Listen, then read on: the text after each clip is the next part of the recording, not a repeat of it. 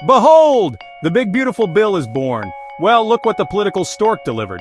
It's a brand new piece of legislation, and it has quite the modest name.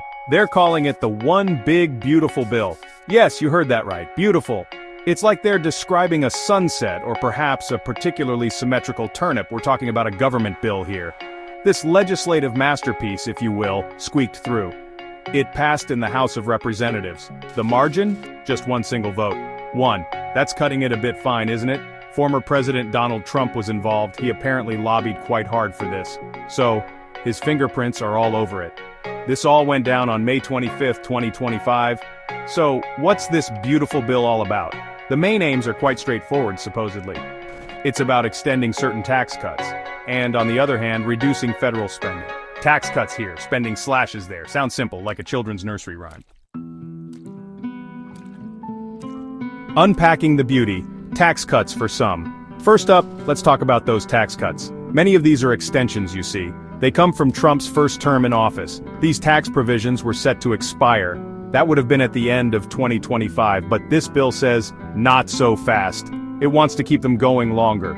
For at least another decade, in fact. Now, who gets the biggest slice of this cake? Well, the numbers are quite revealing here. It seems the benefits are a tad skewed. Approximately 60% of these tax cuts, they say, are projected to go to the top 20% of earners.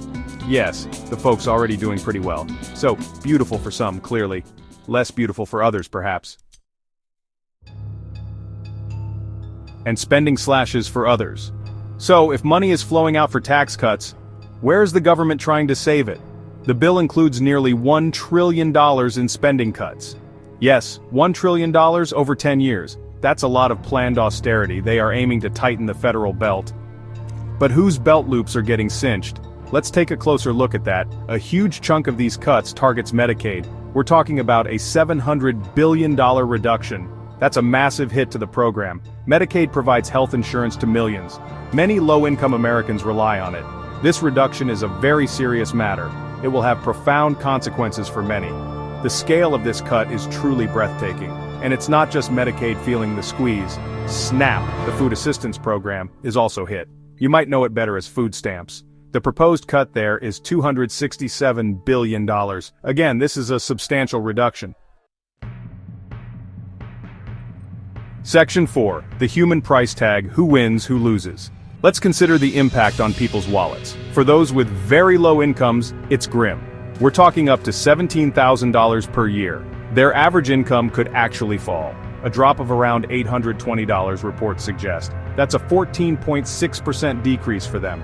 Think about that. A significant hit. When you have little, that loss is huge. Then there are the Medicaid changes. Those $700 billion in cuts aren't just numbers. They're expected to mean millions lose insurance. Access to healthcare could vanish for many. Plus, new work requirements are coming for Medicaid. These could push millions more out by late 2026. States can even implement these rules earlier. Rural hospitals are also very worried. What about the food assistance cuts? The $267 billion taken from SNAP is devastating. This will lead to millions losing that support. Families will struggle even more to afford groceries. Imagine having to choose between food and rent. Section 5. The debt mountain and what you can do. Good luck. Now let's talk about the national debt. This beautiful bill comes with a hefty IOU. The CBO projects it will add $3.1 trillion. That's to the national debt over the next decade. This includes interest payments, of course. Some lawmakers, even Republicans, are worried. They're calling it a debt bomb for the future, which is, not exactly reassuring. The bill now heads to the Senate. It's not law yet, so hold your horses. Or perhaps start worrying more actively. Changes are expected there, or it could fail. Senate Republicans have a slim majority, just 53 seats. Any 4 can block it. Some senators want more spending cuts. Others are worried about the Medicaid changes. So what can you, an ordinary citizen, do? Firstly, stay informed. Please stay informed. Keep up with the bill's journey. Understand its specific provisions. Yes, it's boring, but it's also incredibly important for your life.